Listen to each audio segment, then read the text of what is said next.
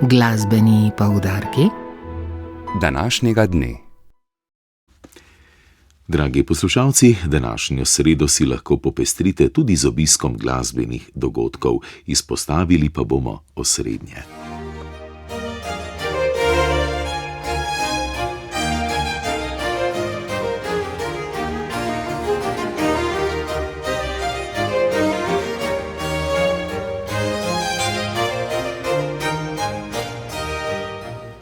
V Narodnem domu Celje bo nocoj svoj tretji abonmajski koncert izvedel Celjski godalni orkester pod umetniškim vodstvom dirigenta in skladatelja Nenada Firšta.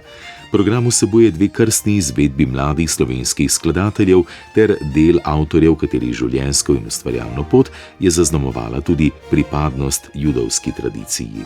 Med sodobnim ustvarjenim impulzom in dediščino evropske glasbene zgodovine se razpira lok od osebne reminiscence in filmske imaginacije do kontrapunktične discipline in duhovno obarvane melodike. Novosti bosta fantazija iz opere Krst pri Savici Toma Kobeta in 2 prizora za klavir in godala Leona Firšta.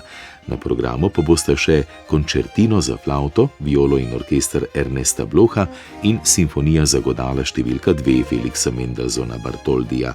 V vlogi solistk se bodo predstavile pianistka Vita Kovše, flavtistka Irena Kavčič in violistka Maja Rome, ki poudarja. V bistvu gre za eno zelo, zelo simpatično, trostavčno, neoklasicistično delo, kjer si solistično vlogo dejansko dopolnjujeta in prepletata flavta in viola. Hkrati pa tudi orkester deluje nekako kot nek tretji partner za komorno glasbo, mislim, tako da je res eno delo, kjer dejansko sta in viola in flavta praktično adekvatni, in se zelo veselim tega nastopa. Koncert Celjskega godalnega orkestra se bo v Narodnem domu Celje začel ob 19:30.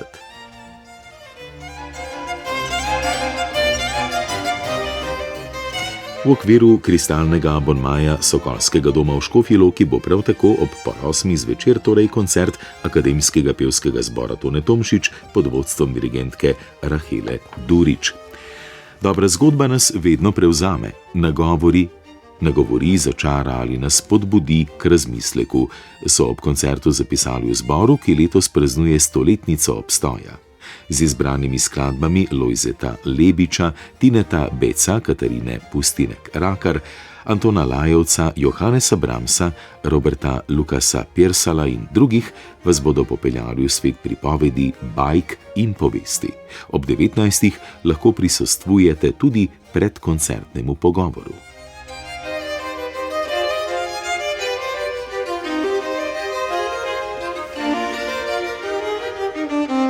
Ob 19:30 lahko obiščete tudi Kosovelovo dvorano ljubljanskega Cankarjevega doma, kjer bodo v sodelovanju z Glasbeno mladino Ljubljansko nastopili violinist Val Jelenski, pianistka Beata Iona Barca, flavtistka Metka Črnugelj in pianistka Mateja Hladnik. Na programu bodo dela Janeza Matičiča, Kloda Debussyja, Ernesta Chaussona, Georga Filipa Telemana, Bohuslava Martinuja ter Vita Žuraja.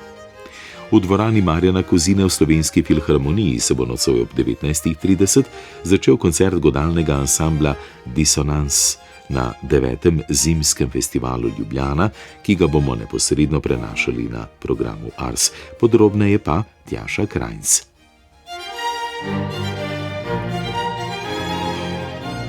Ansambel Disonans, ki ga je ustanovil in programsko vodi violončelist Klemen Hvala, se sicer posveča sodobnim izvajalskim praksam, prvim izvedbam, sodelovanju z domačimi in tujimi glasbenimi solisti ter predstavljanju slovenske, predvsem sodobne glasbene ustvarjalnosti. Posebno pozornost namenjajo stvaritvam najmlajših slovenskih skladateljev, ki se šele uveljavljajo. Ansambel Disonans redno nastopa na poletnem in zimskem festivalu Ljubljana, kjer izvaja tudi svoj koncertni cikel. Klemen Hvala. Ansambel navadno nastopa v 12-članski godalni zasedbi, tokrat pa se bo na odru zvrstilo kar 20 glasbenikov. Ansambel bo kot koncertni mojster vodil violinist Benjamin Ziervogel ki je bil dolgoletni koncertni mojster radijskega simfoničnega orkestra. Ob njem pa številni drugi glasbeniki, ki prihajajo tako iz orkestra RTV Slovenija, Slovenske filharmonije, tokrat tudi iz Mariborske opere.